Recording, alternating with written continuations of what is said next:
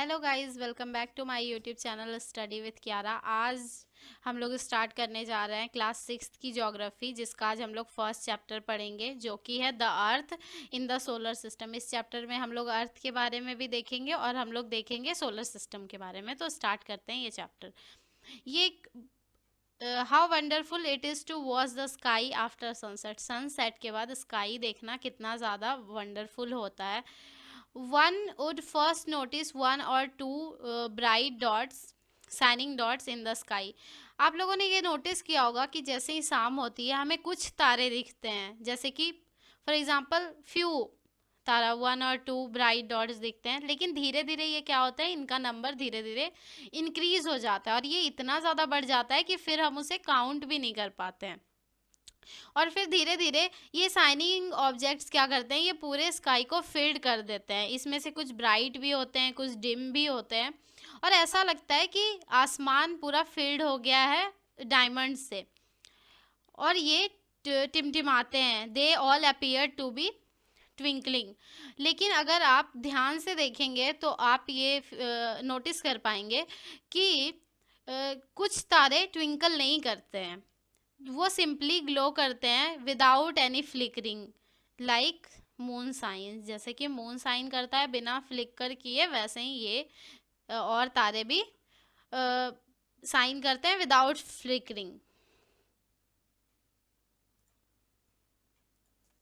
Along with these bright objects, you may also see the moon. इन सारे objects के साथ आप लोग मून को भी देख सकते हैं, जो कि डिफरेंट टाइम में डिफरेंट शेप के साथ डिफरेंट पोजीशंस पे अपीयर होता है। You can see the full moon once in about a month. आप लोग फुल मून, अब यहाँ पे एक टॉपिक है फुल मून। फुल मून क्या होता है? फुल मून तब का टाइम होता है जब मून हमें एक स्पेयर शेप में दिखाई देता है। पूरे मंथ में एक बार, पूरे मंथ में एक बार मून हमें पूरा स्पेयर शेप में दिखाई देता है, जिसको हम लोग फुल मून नाइट भी बोलते हैं और इसको हम लोग पूर्णिमा भी बोलते हैं। इसके ठीक अपोजिट ये है न्यू मून नाइट, जिसको हम अमावस्या भी बोलते हैं। इस दिन क्या होता है, after full moon night, full moon night के ठीक 15 दिन के बाद, fortnight later, after 15 days, हम देख पाते हैं कि न्यू मून नाइट आता है, जिसको हम लोग अमावस्या भी बोलते हैं। तो अमावस्या के टाइम में क्या होता है, मून विजिबल नहीं होता है, मून दिखाई नहीं देता है। फुल मून नाइट पे मून पूरा फुल दिखाई देता है, लेकिन अमावस्या के टाइम पे मून नहीं दिखाई देता है। उस दिन स्काई काफ़ी ज़्यादा क्लियर होता है। कभी आपने ये सोचा है कि हम लोग मून और बाकी सारे टाइनी ऑब्जेक्ट्स को डे टाइम पे क्यों नहीं देख पाते? वो इसलिए नहीं देख पाते क्योंकि डे टाइम पे सन हमें अलाउ नहीं करता कि हम देख पाएँ, क्योंकि सन का जो लाइट होता है वो बहुत ज़्यादा ब्राइट होता है, तो हम इसे नहीं देख पाते हैं टाइनी ऑब्जेक्ट्स को। लेकिन आफ्टर सनसेट, जैसे ही सन सेट होता है, उसके बाद हम लोग नाइट में ब्राइट ऑब्जेक्ट्स को देख पाते हैं। अब नेक्स्ट टॉपिक है हमारा सेलेस्टियल बॉडीज़। तो हमारा जो सन है, मून और बाकी सारे जो शाइनिंग ऑब्जेक्ट्स हैं स्काई में, उसको हम बोलते हैं celestial bodies. Some celestial bodies are very big and hot. कुछ सेलेस्टियल बॉडीज़ बहुत ही बिग और हॉट होते हैं, क्योंकि वो गैसेस से बने हुए होते हैं। उनका खुद का हीट लाइट होता है, which they emit in large amount, जो वो बहुत ही लार्ज अमाउंट पे एमिट करते हैं। इन सेलेस्टियल बॉडीज़ को स्टार्स बोलते हैं। फॉर एग्जांपल सन, सन भी एक स्टार ही है। Countless twinkling stars in the night sky are similar to the sun. इतने सारे जो काउंटलेस ट्विंकलिंग स्टार्स है जिन्हें हम नाइट में देख पाते हैं, वो सन की तरह ही है। सन भी एक स्टार ही है, लेकिन हम उसका हीट और लाइट को फील नहीं कर पाते। हीट और लाइट को फील नहीं कर पाते। वो इसलिए फील नहीं कर पाते क्योंकि वो डिस्टेंस पे है, वो बहुत ज़्यादा डिस्टेंस पे है हमसे। सन हमारे अर्थ से काफ़ी ज़्यादा नज़दीक है, इसीलिए हम लोग इसका लाइट और हीट जो है उसको फील कर पाते हैं, लेकिन बाकी सारे टाइनी ऑब्जेक्ट्स बहुत ज़्यादा दूर है, इसीलिए उसका डायरेक्ट हीट और लाइट अर्थ पे नहीं फील होता है। You must have notice that all object look smaller when seen from a distance.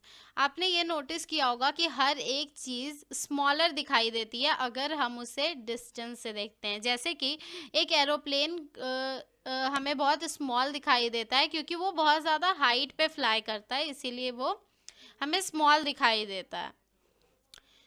तो अगर हम नाइट में स्काई को देखते हैं, so you may notice various patterns formed by different groups of stars. बहुत सारे पैटर्न्स फॉर्म होते हैं, जैसे फॉर एग्जांपल इस पिक्चर में दिया हुआ है, यहाँ पे स्टार्स से एक ग्रुप फॉर्म किया गया है जिसको हम लोग बोलते हैं कॉन्स्टेलेशन।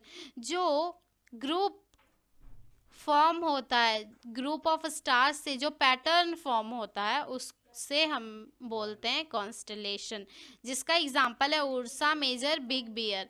ये एग्जाम्पल है कॉन्स्टलेशन का। और इसका एक बहुत ही इजी एग्जाम्पल है, that is called Saptarishi. Saptarishi it is a group of 7 stars. इसमें 7 स्टार्स होते हैं जो कि that forms a part of Ursa Major constellation, जो कि एक पार्ट है उर्सा मेजर कॉन्स्टलेशन का। In ancient times, people used to determine direction during the night with the help of stars. पहले के टाइम में लोग स्टार्स का यूज़ करते थे नाइट में डायरेक्शन पता लगाने के लिए, क्योंकि दिन में तो सन होता था, सन पता होता था कि सन ईस्ट से उगता है, तो उससे हेल्प होता था डायरेक्शन को पता लगाने में। लेकिन नाइट में तो सन नहीं होता था, तो फिर वो लोग यूज़ करते थे स्टार्स का। The north stars indicates the north direction. North star जो होता था जिससे नॉर्थ डायरेक्शन पता चलता था, फिर उसके हिसाब से लोग पूरा डायरेक्शंस का पता लगा सकते थे। नॉर्थ डायरेक्शन पे नॉर्थ स्टार को पोल स्टार भी कहा जाता है। It is also called the pole stars, क्योंकि ये हमेशा सेम पोजीशन पे ही होता है, स्काई में हमेशा नॉर्थ डायरेक्शन में ही होता है।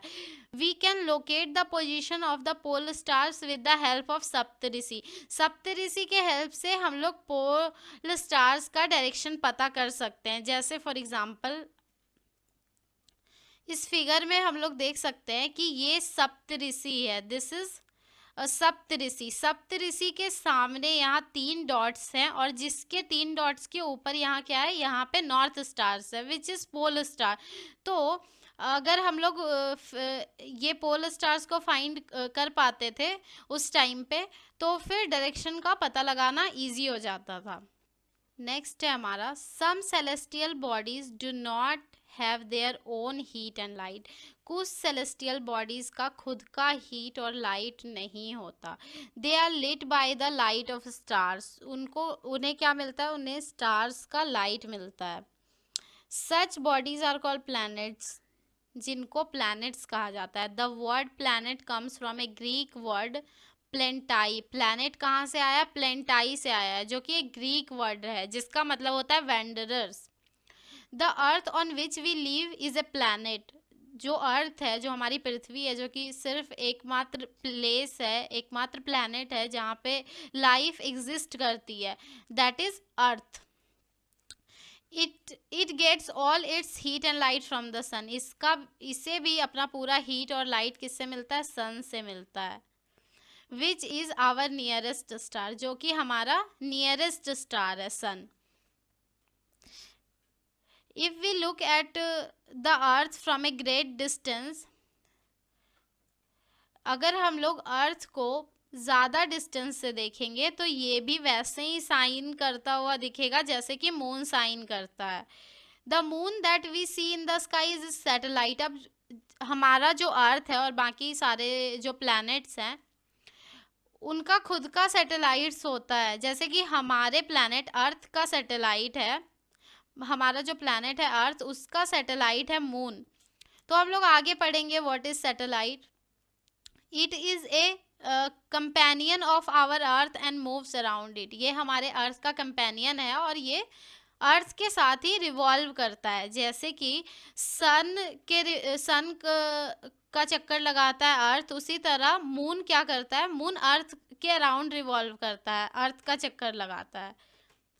जैसे कि हमारा अर्थ है, there are 7 other planets that get heat and light from the sun. यहाँ पे 7 और प्लैनेट्स हैं जो जिसको सन से लाइट और हीट मिलता है। Some of them have their moons too. अब जितने भी प्लैनेट्स होते हैं उनमें से कुछ कुछ का अपना खुद का भी मून है। जैसे हमारा जो मून है वो अर्थ का मून है, उसी तरह और भी प्लैनेट्स का उनका खुद का मून है। किन्हीं का एक मून है, किन्हीं का एक से ज़्यादा मून है, तो वो हम लोग आगे अब इस चैप्टर में पढ़ेंगे।